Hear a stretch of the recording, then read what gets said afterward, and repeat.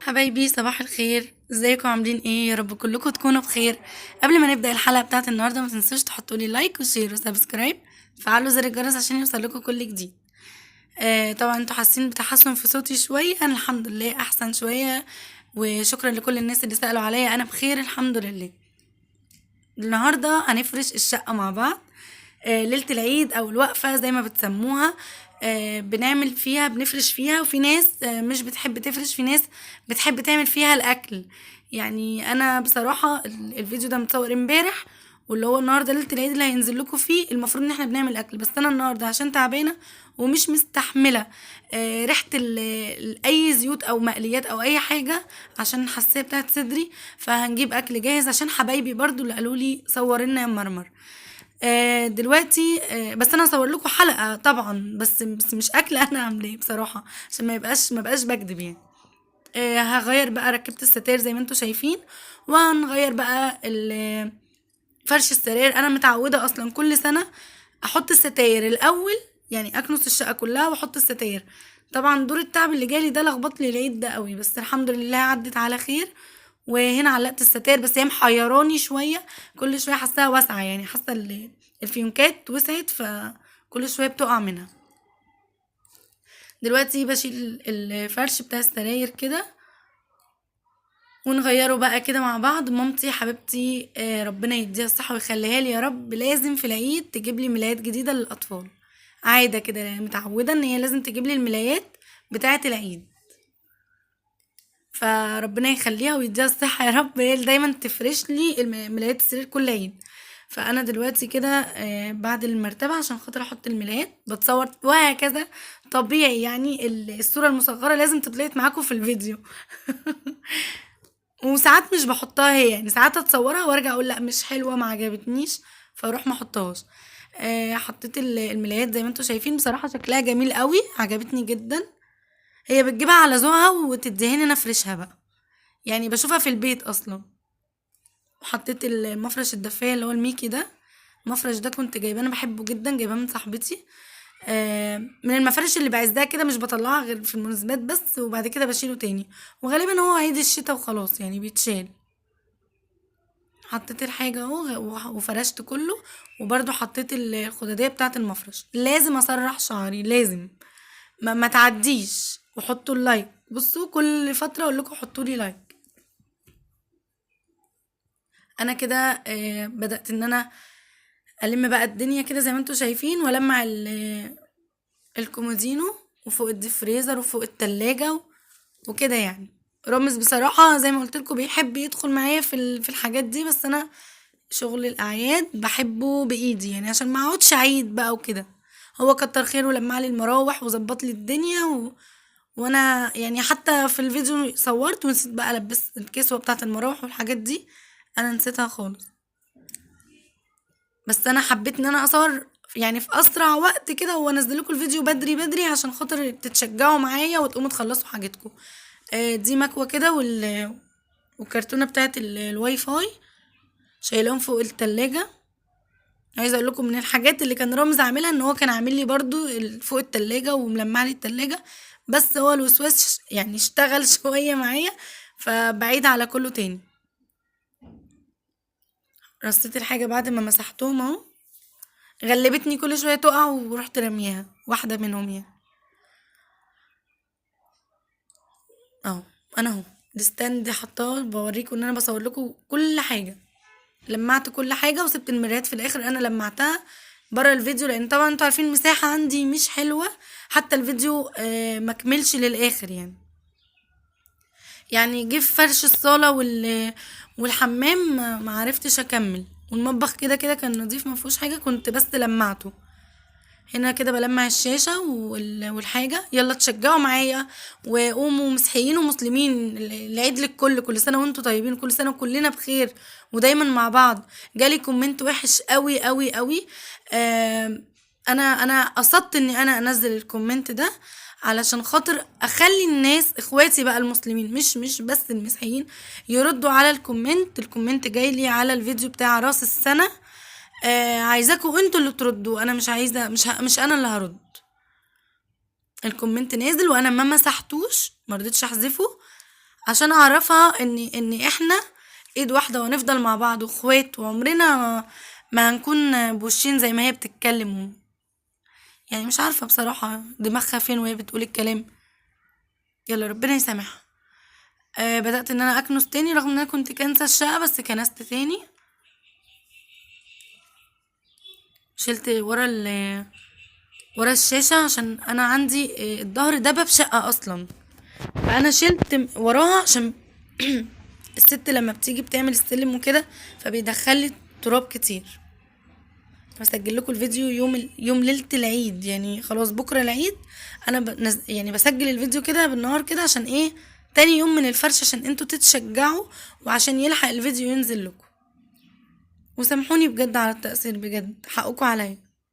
انتوا عارفين مرمر حد طيب، يعني مش حد مش شريرة ولا حاجة، بس والله انا يعني موضوع التصوير وكده انا الفترة دي زي ما بقولكوا غصب عني. انتوا بتقعدوا تقولوا لي فين يا مرمر الحاجة اللي قلت عليها، فين يا مرمر الروتينات، فين التحديات، فين؟ حاضر، كل حاجة هترجع واحسن من الاول. سامحوني بس شجعوني شجعوني ولو بكومنت، علشان الكومنت ده بيحفزني اكمل كمان، هو واللايك. الحته اللي جنب الدولاب والحيطه الصغيره قوي دي انا بحب امد ايدي فيها بقماشه مبلوله، علشان خاطر لو فيها اي تراب او اي حاجه واقعه بجيبها. كده خلصت، بدات ان انا امسح.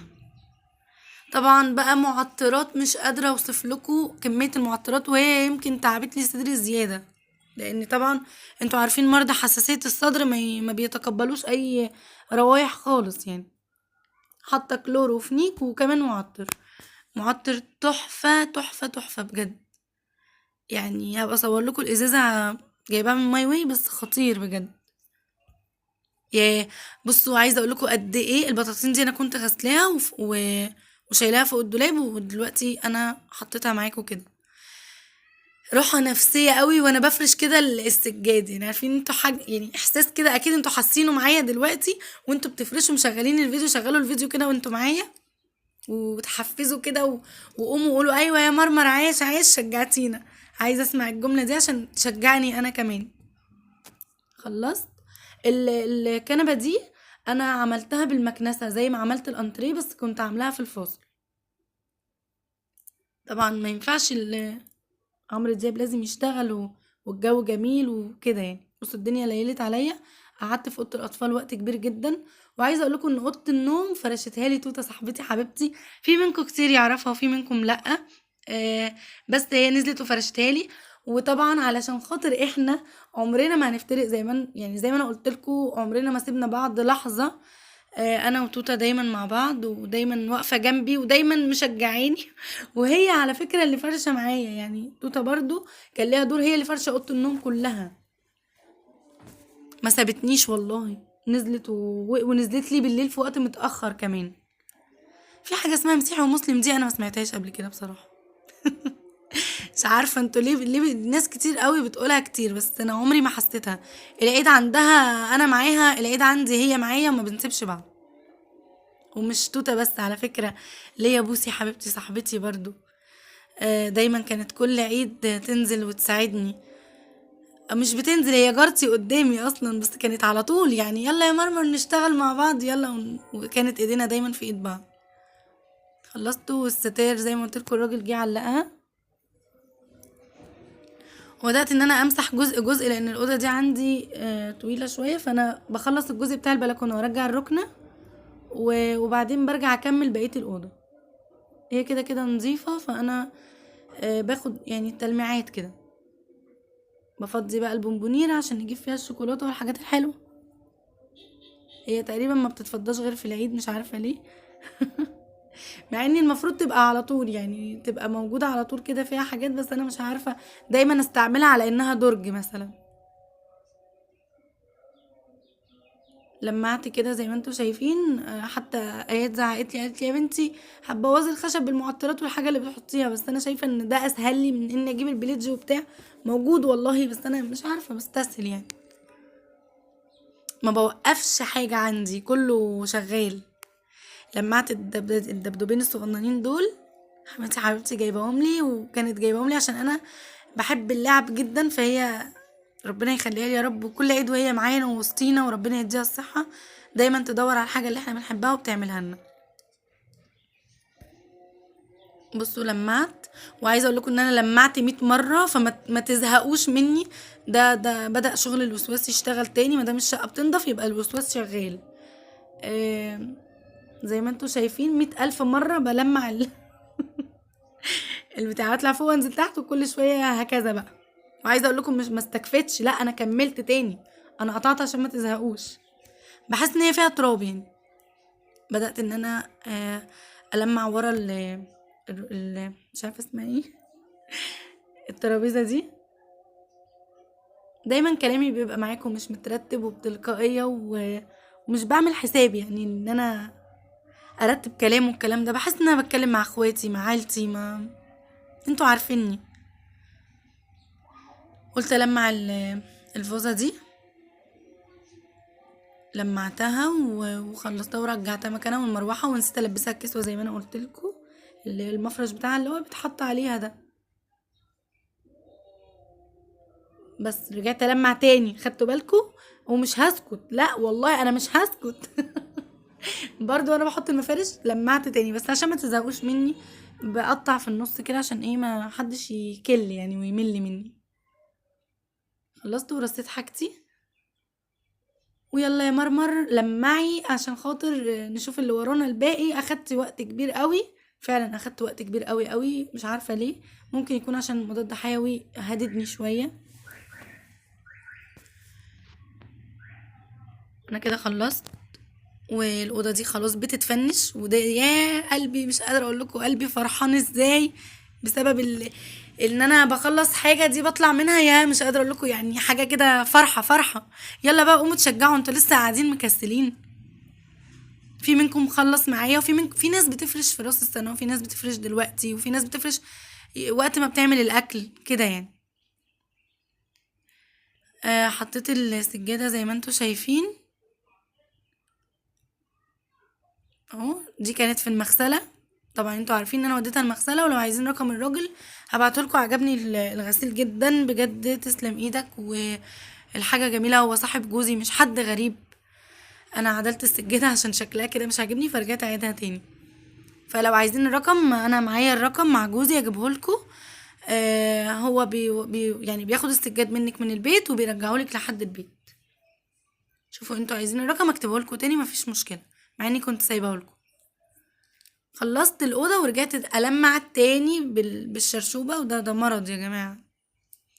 أكيد في منكم كتير زيي يعني، أكيد ده عندكم كده حد لازم بعد ما يفرش السجاد يلمع تاني. لا تعلق بقى صورة فيرو ماسة حبايبي وقلبي، عشان أنا مقدرش أشيلها من الأوضة هنا، لازم تتغسل وتتحط مكانها. دول ولاد صاحبتي، ولاد أختي مش صاحبتي كمان. يلا نشغل الشجرة بقى، والأوضة اتفنشت، يا الراحة دي والريحة الحلوة دي، مش قادرة اوصف لكم يعني الراحة النفسية اللي انا فيها. الصالة بدأت ان انا اعلق الستارة بتاعة الصالة والمع زي ما انتوا شايفين، واشيل حاجة في الادراج. يعني بصوا مش قادرة اوصف لكم بجد. شوفوا قلتها لكم كم مرة، انا مبسوطة قوي قوي ان انا خلصت، لان العيد ده لوحدي. انا متعودة ان حد بيجي يساعدني، يا ماما يا اختي يا حد بيجي يعمل لي الشقة. بس انا السنة دي بجد ماما مشغولة واختي مشغولة، وكمان انا ما لقيتش حد كويس يدخل البيت، بصراحة خفت. خلصت كده وبدأت ان انا ألمع السفرة، عشان لما احط عليها الستارة واركب الحاجة ما تتبهدلش. اكيد طبعا التراب كان باين عليها، لمعتها كلها بقى فوق وتحت وكل حاجة، والبوفيه والغسالة وكله. عايزة اقولكم الفيديو هيقطع، مش هيكمل. هكمل لكم بقى الجولة، هسيبكم انتوا بقى في الجولة في الشقة كاملة. بعد ما خلصت وفرشت وفنشت الدنيا كلها، صورت الشقة بقى يوم النهاردة يعني. دلوقتي كده انا صورت لكم الشقة وانا بركب لكم الصوت. نفضت الكراسي زي ما انتوا شايفين، لمعت المرايات. طبعا انا استنيت رامز لما جه بالليل، كان جايب لي جلانس عشان ما كانش عندي، ولمعت بيه تاني. لا الازاز الحاجات دي مش عارفه ليه بتتطرب بسرعه قوي كده. بصوا اركب الستاره واحط المفارش بقى خلاص في الفينيشات الاخيره. يعني انا كده بفنش الحمام، ما خدش مني وقت، لاني لو تفتكروا كنت انا مصبنه الجزء اللي فوق فصبنت اللي تحت بس. والمطبخ ما كانش فيه حاجات كتير، لمعت الرخام والمايكرو الفرن، معلش عشان انا كان عندي مايكرويف وبعته. لمعت الفرن والبوتاجاز تاني والرخام بس، ومسحت الارض. معلش بقى الباب خبط، رحت فتحت وقلت اجي اكمل معاكم الفيديو. احنا وصلنا للارض تقريبا، ان انا مسحت الارض بتاعت المطبخ. خلصنا وفنشت المطبخ برضو، والدنيا كانت عندي خلاص تمام. لمعت بيبان الاوض والشقه من بره، على فكره لمعت بيبان الشقه برضو من بره. انا لولا المساحه والله يا جماعه انا مش عارفه اصور لكم كل حاجه، بسبب المساحه. كارت الميموري موجود وكل حاجه موجوده، بس مش عارفه ليه الفيديو عندي مش يعني الفيديوهات عندي لما بصور كتير برضو بتقطع، مش عارفه يعني مش بتقطع، مش عارفه يعني اقصد اني برضو حاولوا تترجموا انتوا، مفيش مساحه مفيش مساحه. علقت الستاره وخلصت ونزلت، وتقريبا كده الفيديو هيخلص. هسيبكم مع الجولة في الشقة السريعة اللي انا عاملاها لكم. اتمنى يكون الفيديو عجبكم النهاردة وتكونوا اتبسطتوا معايا وما كنتش زهقتكم وعايزاكم تتشجعوا تقولوا لي يا مرمر شجعتينا وايوه كده ويلا حفزوني بقى. بصوا عايزاكم تقولوا لي كل سنة وانت طيبة، كل الناس كلها بخير وطيبين، كل سنة وكلكم دايما معايا وانا معاكم ودايما مع بعض يا رب، مسيحيين ومسلمين اخوات ومش مفارقين بعض ولا سايبين بعض. انا خلصت وبلمع اهو ورا السفرة عشان ارجع السفرة مكانها، وبعدين اكمل بقية الصالة زي ما عملت في اوضة الانتري. هتوحشوني جدا جدا جدا. لحد ما اجيلكم في فيديو جديد، انتظروا مفاجآت كتير الايام اللي جاية، وانتظروا فيديوهات حلوة كتير تعجبكم. وهسيبكم في الجولة ويا رب تعجبكم. اكتبوا لي كومنت ولايك واشتراك وفعلوا الجرس وشير طبعا عشان الناس تعرفني. باي باي.